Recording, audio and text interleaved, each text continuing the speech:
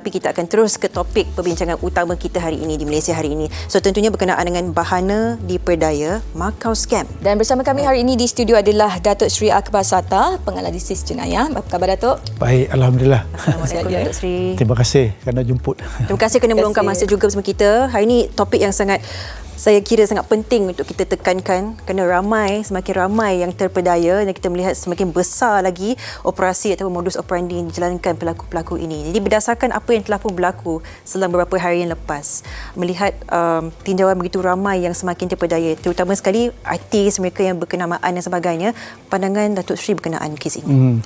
Saya rasa isu ini telah lama diwawarkan, terutama sekali media massa, tetapi masih lagi ramai yang tidak mau dengar, dan saya kira kadang-kadang ada juga orang nak kaya cepat dengan walaupun dipedaya, tetapi kita kena ingat bahawa seperti yang nyatakan tadi, iaitu penipu-penipu ni, scammer ni adalah orang yang bijak, dan mereka juga menggunakan teknologi dan juga ayat-ayat manis, ya. Betul. Terutama sekali dalam scam cinta, kan.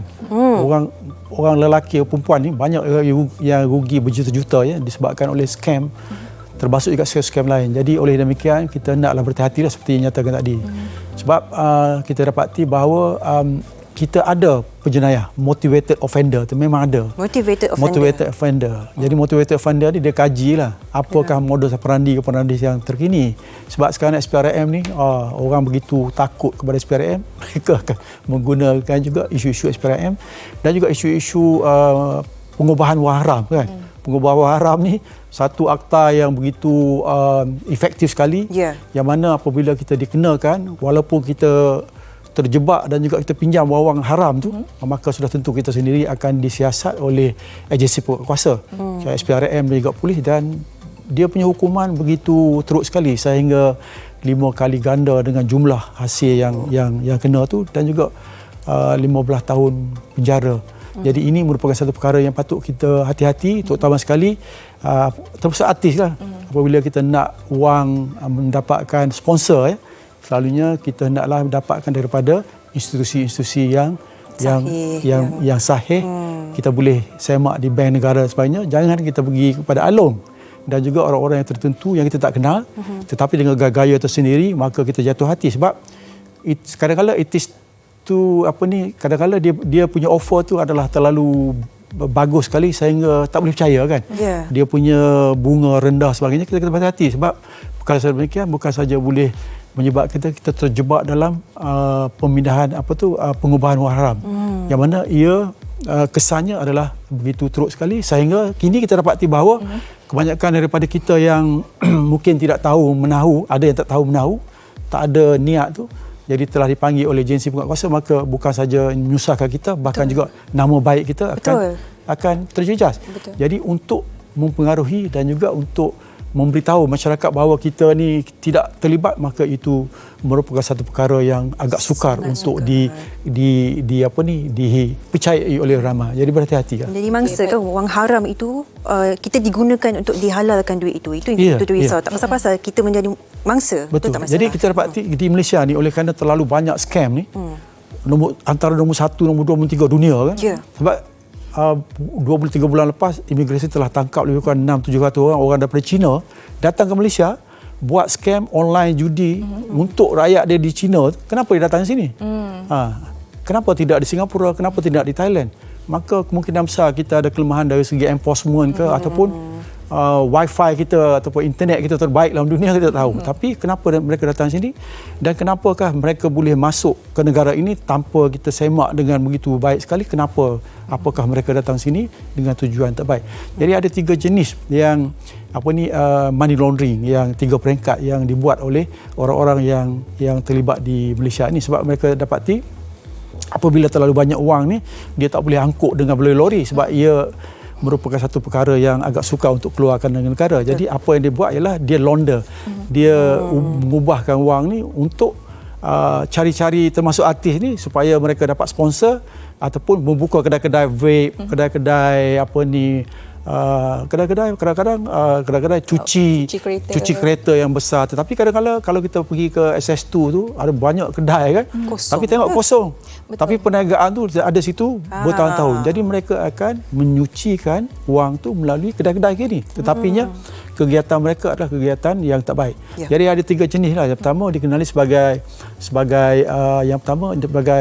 dipanggil placing.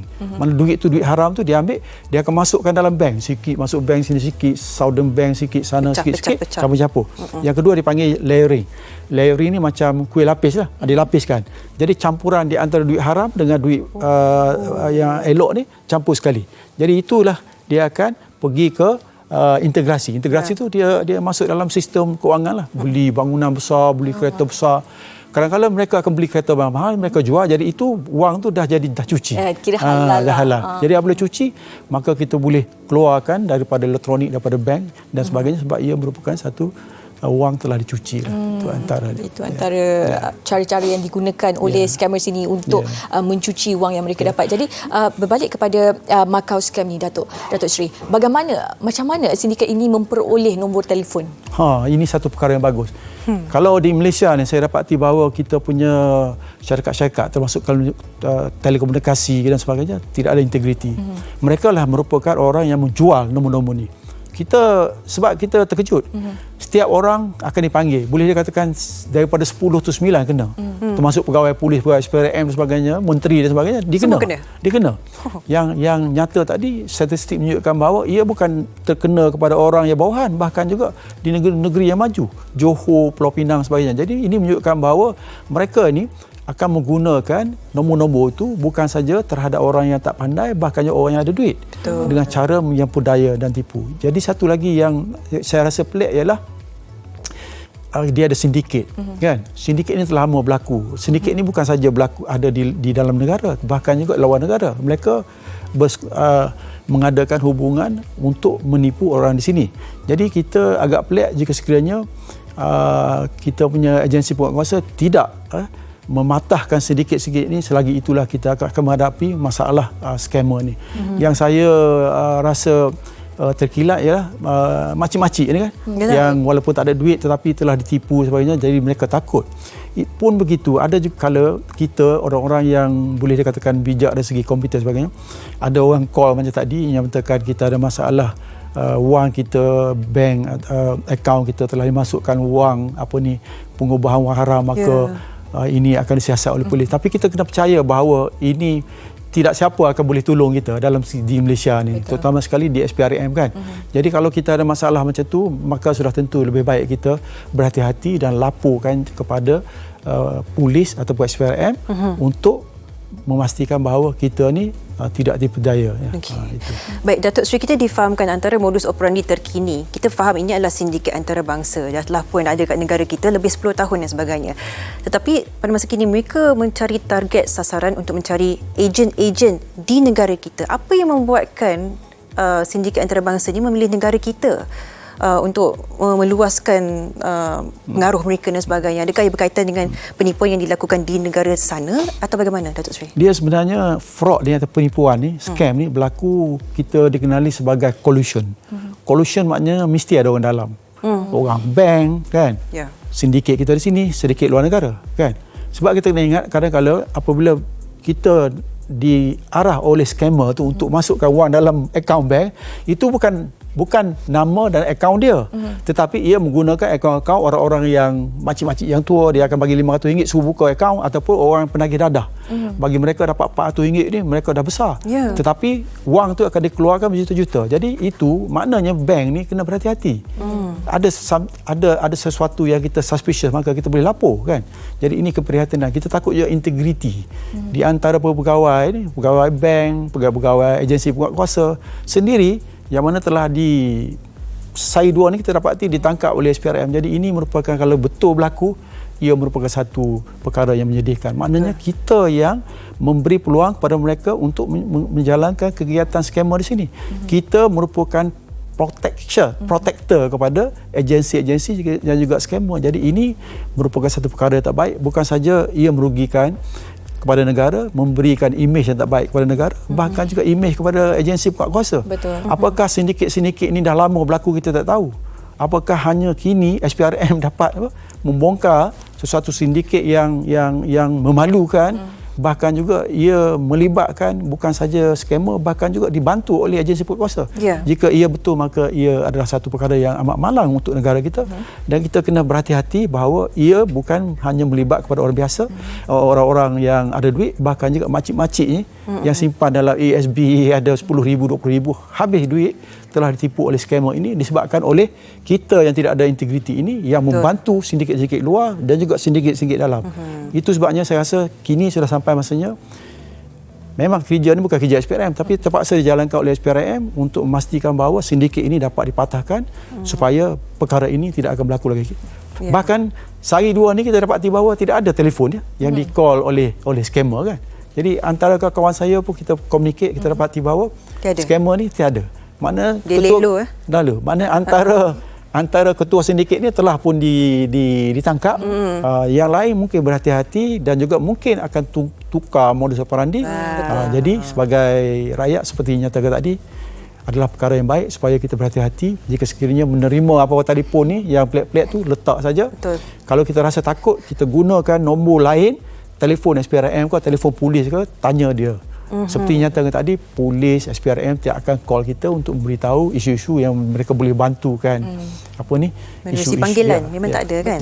Dan pastinya sejajar dengan kemajuan teknologi, sindiket-sindiket ini pastinya mempunyai pelbagai taktik dan cara untuk menukar modus operandi mereka. Baik, kepada anda yang mungkin ingin bertanyakan kepada Datuk Seri apa saja mengenai Macau Scam ini ataupun sindiket penipuan ini, anda boleh hubungi kami ataupun tinggalkan saja komen di Facebook, nanti akan kami bacakan.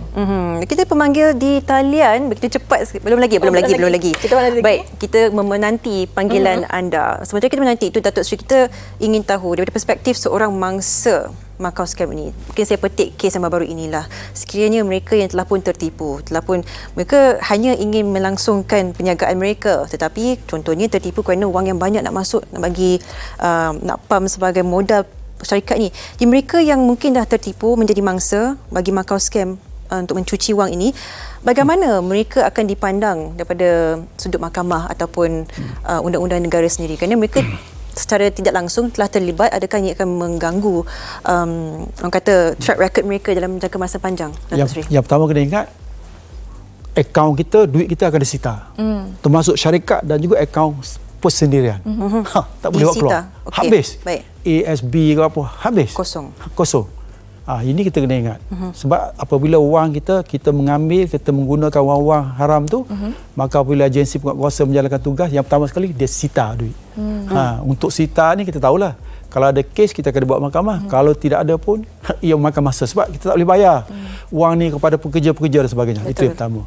Yang kedua, seperti nyatakan tadi, apabila kita ditangkap dan juga kita soal siasat, maka imej kita terjejas. Maka sudah tentu kita ni tidak akan lagi didekati oleh orang-orang tertentu sebab kita akan disyaki. Yang kedua, kemungkinan besar kita takut wang-wang yang kita buat tu adalah terdiri kepada hasil kutipan ataupun untung tu dapat daripada wang-wang pengubahan wang haram ni.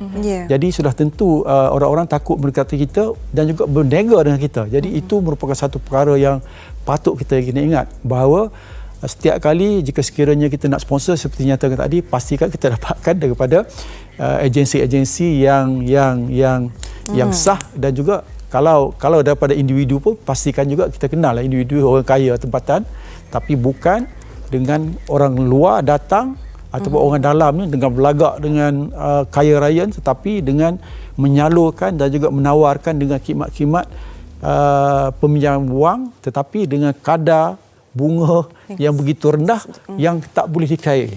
Too good to be true lah. Too good to be true. Itu yang tepat sekali. Tapi kita ni apabila dipengaruhi oleh scammer ni, sebab mereka ni pandai bercakap, selalunya kita percaya, mudah percaya.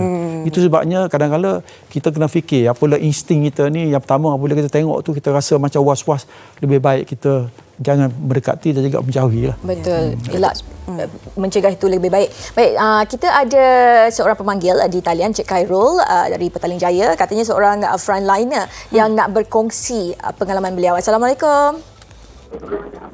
Ya, Assalamualaikum. Waalaikumsalam. Kalau Cik Khairul bekerja di sebuah bank ya? Ya, saya bekerja di salah sebuah bank. Soalannya kepada Datuk Seri, Cik Khairul silakan. Saya nak kongsi dengan Datuk Seri. Pertama, saya nak ucapkan tahniah di atas tindakan ini buat oleh pihak SPRM lah. Ya. Sebab kebelakangan ni saya rasa saya dah kurang terima aduan-aduan tentang skamer ni. Lately ni lah. Jadi saya nak kongsi sikit, saya begitu sedih sebenarnya dengan, saya kesian pun ada di kalangan mangsa-mangsa skamer ni, bukannya mereka yang memang ada duit simpanan di dalam bank.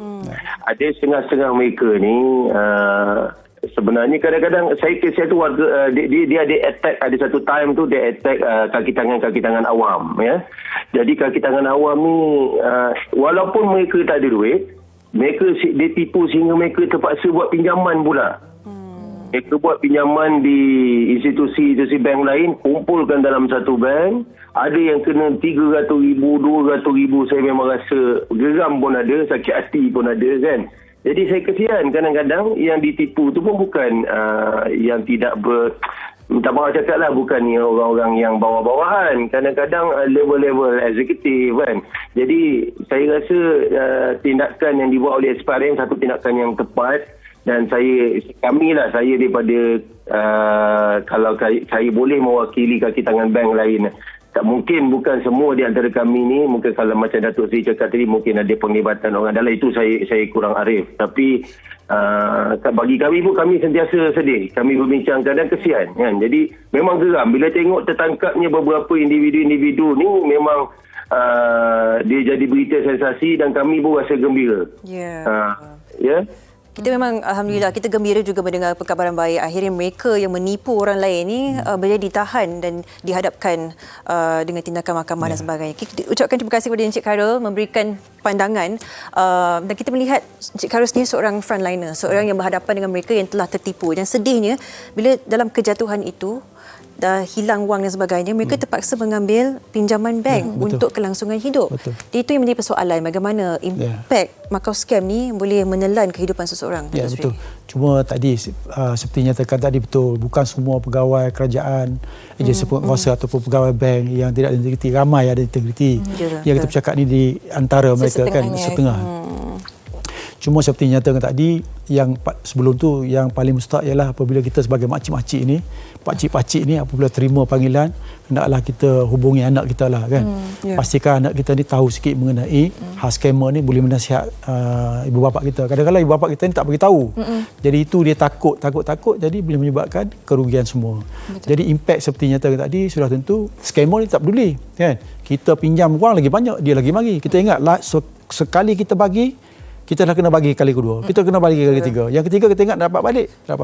Dan kena ingat apabila katalah seorang ditangkap oleh polis, nak kata dapat balik duit tu 0%. Maknanya memang langsung habis kena ingat tu. Apabila kita kena sekali maka habis. Jadi kadang-kadang scammer ni ada yang jenis kita nak buat apa ni, forex ke apa, ada juga kan. Jadi kita oleh kerana nak kaya cepat, walaupun dalam kita sebagai bumi putera ni dapat 5-6-7% daripada ASB ni, tapi kita nak 20%. Masuk juga dalam ni. Kali pertama dia bagi, kali kedua dia bagi, kali ketiga tak bagi. Dan kita kena ingat pyramid scheme kan. Kadang-kadang dia ambil duit ni bukan dia berniaga. Dia ambil daripada member baru. Dia bayar kepada member ni. Dia ambil member ni, bayar member dia. Jadi dia pergi pusing gitu. Macam Pak Mantelo dulu lah. Jadi kita kena ingat, tak ada sesuatu yang orang boleh bagi 20% lah. Sedangkan bank, ASB pun sekarang ni dengan ekonomi macam ni, mana boleh kita dapat 20%. Too good to be true. Jadi kita kena berhati-hatilah. Maknanya memang takkan ada keuntungan secara ekspres. Kalau macam tu, lebih baik scammer tu buat duit untuk sendiri. Kenapa pakai duit kita kan? Jadi maknanya dia ada tujuan untuk mengambil duit kita. Of course lah, mula-mula dia akan bagi, yang kedua bagi, yang ketiga dia lesap terus. Terutama sekali kita, apabila mula-mula sekali kita labur 10,000. Lepas tu dapat 2,000 dalam seminggu. Sedap ni kan? Nampak sedap ya? Nampak sedap. Kita masuk 50. Dia bagi 3,000. Kita masuk 100. Pinjam adik-beradik semua ni sampai 100,000. Habis lepas tu dia ambil kan? Sampai satu tahap yang kita rasa memang nak untung lagi, time tu lah. Betul. Okey, baik Datuk Seri. Kita ada pemanggil seterusnya talian. Khairunisa mempunyai perkongsian juga. Assalamualaikum, selamat pagi. Karenisa, Ya, saya. Assalamualaikum. Waalaikumsalam. kongsikan cerita anda bersama dengan Datuk Seri. Okey, cerita dia macam ni. Saya pernah nak kena scam. Saya cek nombor telefon tu. Nombor telefon tu saya cek kat Google. Nombor telefon tu sama macam nombor telefon kat Google. Tapi dia punya teknik sama. Dia suruh pindahkan wang, ada masalah keuangan bank akan diblok, ada masalah pindahan wang haram. Tapi bila saya cek sama, lepas tu saya rasa macam ragu-ragu jugalah. Saya pergi kat pihak bank, saya tanya dengan pihak bank. Pergi sendirilah kat bank. Saya pergi kat bank, saya tanya dengan pihak bank, kenapa nombor telefon yang call saya tu nombor telefon bank? Saya pun pelik lah. Lepas tu pihak bank cakap dengan saya, memang ada satu sindiket ni, dia guna satu box. Wow. Dia akan masukkan nombor telefon bank dekat box tu. Daripada box tu dia call kita. So yang naik dekat telefon kita nombor telefon pihak bank. So daripada situ saya rasa memang kebanyakan orang terpengaruh sebab bila Google nombor telefon tu betul. Ya. Kan kebanyakannya kita sekarang kita Google. So bila kita call balik nombor tu memang bank yang jawab. Okey. Cuma itulah dekat situ macam dia macam-macam. Saya pernah dapat daripada Pos Malaysia pun ada. Okey. Daripada Pos Malaysia. Tapi yang peliknya dia minta nombor IC kita. Dia kata ada barang. Dia minta nombor IC. Baik. Okey, Okay, ucap terima kasih kepada Karenisa. Itu kita melihatkan tadi nombor seakan serupa diletakkan, kita pergi ke bank tiada seperti itu. Adakah bank tidak mempunyai sebarang cara untuk melindungi diri mereka? Saya rasa bank-bank pun kalau kita pergi ke ATM sebagainya, dia ada nasihat dah tu kan. Kan supaya kita berhati-hati dengan scammer. Cuma selalunya orang-orang di negara-negara sedang bangun ni dia malah membaca. Itu di antara sebab. Cuma satu perkara yang patut kita ingat di sini ialah katalah duit kita ni dikatakan terlibat dan juga akaun kita ni dimasuk oleh orang-orang yang menagih dadah dan juga kita terlibat dalam money laundering. Kita kena ingat bahawa kita jangan begitu takut sekali money laundering sebab kalau kita disiasat oleh polis SPRM pun jika sekiranya ia got nothing to do dengan kita kan, sebab siasatan tu kita tak akan diapa-apakan. Jadi jangan takut, jangan sehingga kita percaya kepada scammer ni sehingga kita perhabis duit kita sehingga scammer ni kononnya boleh tolong kita. Tak ada siapa boleh tolong kita.